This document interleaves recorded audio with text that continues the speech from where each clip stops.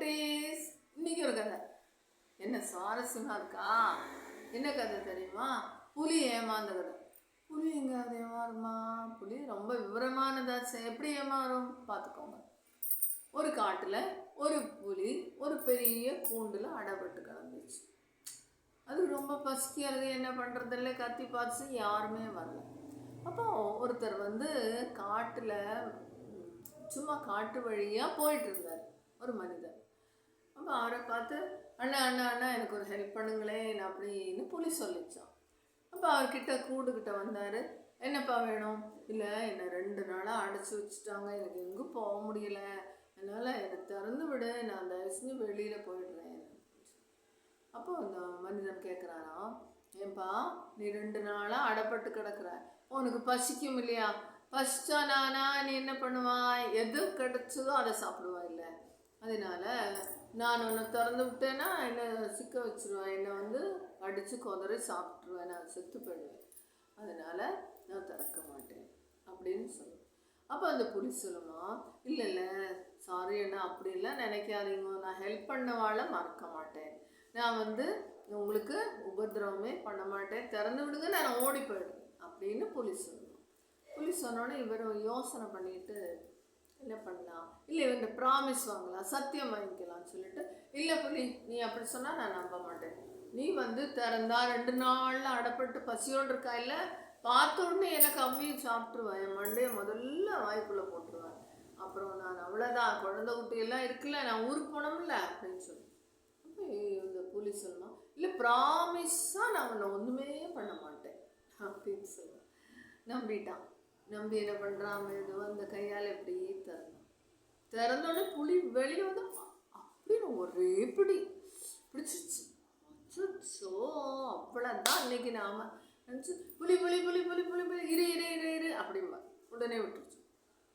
Promise பண்ண இல்லை, இப்போ நான் உன்னை காப்பாற்றினேன், நீ ப்ராமிஸ் பண்ண இல்லை, ஆனால் எதையா பண்ணினியா, என்ன பண்ண, உடனே என்னை பிடிச்சி கடிக்கத்தானே வந்த, சரியா, உனக்கே நியாயமா அப்படின்னு கேட்கும்போது, ஆமாம்ல நியாயம் இல்லை, ஆனால் எனக்கு ரொம்ப பசிக்குதே, நான் என்ன பண்ணுவேன், நீ தான் முன்னாடி இருக்க, அவனை கடிச்சு தின்னலாம் தோணிச்சு.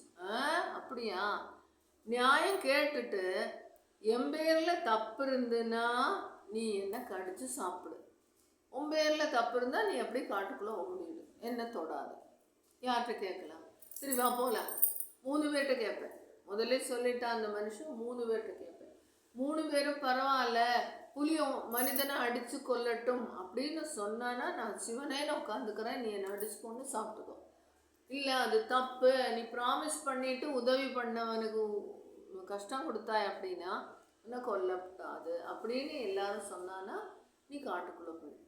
இந்த ஒரு தீர்மானத்தில் என்ன பண்ணினா 2 பேரும் வெளியில் மெதுவாக நடக்கும்போது ஒரு பெரிய மரம் இருந்துச்சு.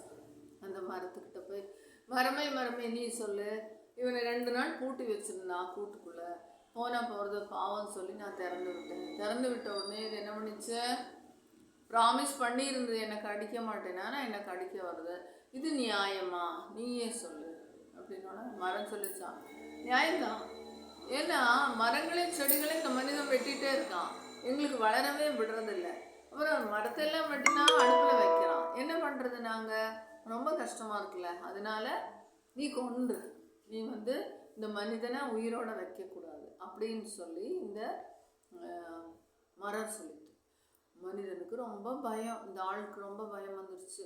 அப்போ சொல்லியிருக்கான், 3 பேர் கேட்குறோம் சொல்லியிருக்கேன்ல, இன்னும் 2 பேர் இருக்கான்ல, என்ன சொல்கிற பார்க்கலாம் சொல்லி அப்படின்னு நடக்கும்போது ஒரு பசுமாடு பசுமாடே சொல்லிட்டு பசுமாடை தடவி கொடுத்து இந்த மனிதன், இந்த ஆள் கேட்குறான், பாருப்பா 2 நாள் அடைச்சி வச்சுருந்தா போனால் போகிறது, திறந்து விட்டேன், என்னை கொல்ல மாட்டேன் ப்ராமிஸ் பண்ணாங்க, கடைசியில் என்னையே கடிக்க வரான், இது நியாயமா, நீயே சொல்லு.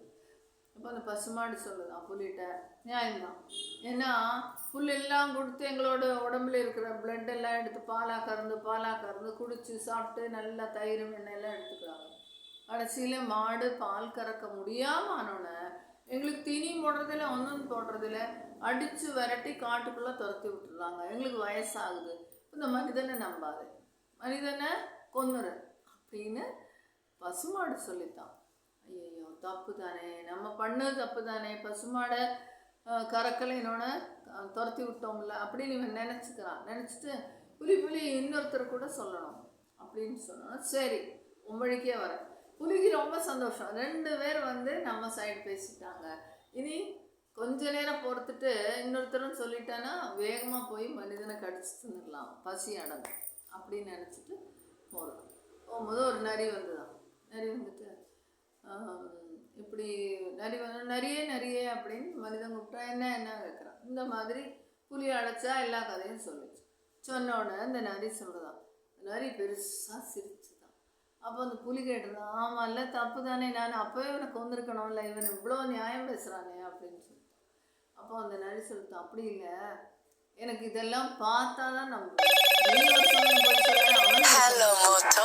அதனால நான் பார்க்கணும் அப்படின்னு சொல்லிட்டு ஓகே பாரு அப்படின்ட்டு புலியை காட்டில் வச்சுருந்தாலும் அந்த இடத்துக்கு கூட்டிட்டு வந்தாங்க.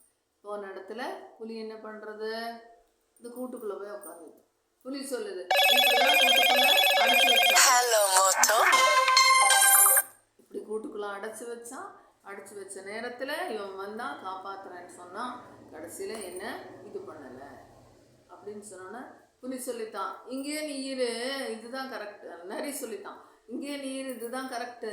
மனிதன் ஹெல்ப் பண்ணான்ல, அவனுக்கு உபதிரவம் பண்ணா இல்லை, நீ இங்கே தான் இருக்கணும்னு சொல்லிட்டு கதவை சாத்திட்டு நரியும் மனிதனும் சந்தோஷமாக போனாலாம். இதுலேருந்து என்ன அர்த்தம், யார் நமக்கு ஹெல்ப் பண்ணாங்களோ அவங்களுக்கு உபதிரவம் பண்ணக்கூடாது, ப்ராமிஸ் படி நடக்கணும். ஓகே. அதுபோல் மாட்டு கறவை எல்லாம் முடிஞ்சானா காட்டில் துரத்தி அதுகளை ஏமாற்றக்கூடாது. அது வரைக்கும் நம்ம அனுபவித்தோம்ல அப்படின்னு இந்த கதையிலேருந்து. பை ராம் ராம்.